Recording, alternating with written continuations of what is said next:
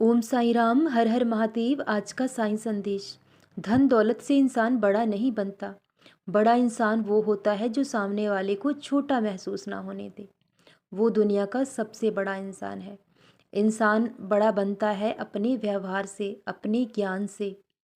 इंसान की बातचीत करने का ढंग बता देता है कि इंसान कैसा है, और उसके संस्कारों से पता चल जाता है कि उसकी परवरिश कैसी है। इसलिए बड़ा इंसान वो होता है जो दूसरे को कभी छोटा महसूस ना होने दे।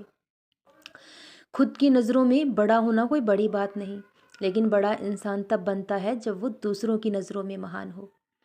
और इंसान को ये कभी नहीं सोचना चाहिए कि हर कोई आपकी तारीफ़ करेगा, बल्कि सिर्फ यही कोशिश करनी चाहिए कि कोई आपको बुरा ना कह सके, क्योंकि जो किरदार मालिक ने आपको दिया है वो आपके जाने के बाद भी याद किया जाएगा। तो अपनी एक ऐसी मिसाल कायम करो कि आपके चले जाने के बाद भी आप लोगों के दिलों में हमेशा जिंदा रहो। हमेशा सबकी भलाई करो, सबको खुशी दो, क्योंकि जीवन बहुत छोटा है और बहुत अनमोल है।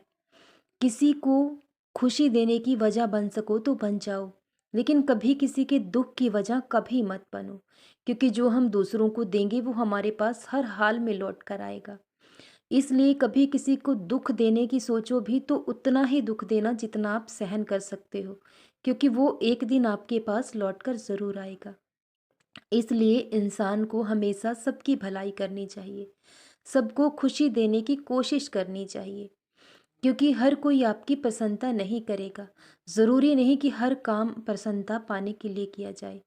कुछ काम लोगों की भलाई के लिए किए जाते हैं, निस्वार्थ भाव से किए जाते हैं। और जो इंसान निस्वार्थ भाव से उसका कर्म करता है तो उसे उसका फल ज़रूर मिलता है, क्योंकि इंसान को अपने कर्म से और धर्म से ही चलना चाहिए। अगर इंसान अपने कर्म और धर्म को पहल में रखता है और हर कार्य एक सीमित निश्चित दायरे में करता है, तो उसे जीवन में कभी दुख उठाना नहीं होगा। जो भी धन दौलत इंसान कमाए वो मेहनत और ईमानदारी की हो, तो आपकी 7 पुश्तों तक उसका फल मिलता रहेगा। धोखे और बेईमानी से अगर आप धन कमाते हो, तो वो आपको 4 दिन का सुख ज़रूर देगा, लेकिन उसके बाद जो दुख और पीड़ा देगा वो पीढ़ी दर पीढ़ी उसकी सज़ा भोगनी होगी। क्योंकि धोखे और बेईमानी से किया हुआ काम कभी भी हमें सुख नहीं दे सकता, और कभी किसी का दिल दुखाकर खुद की खुशी तलाश करना भी हमें कभी खुशी नहीं दे सकती।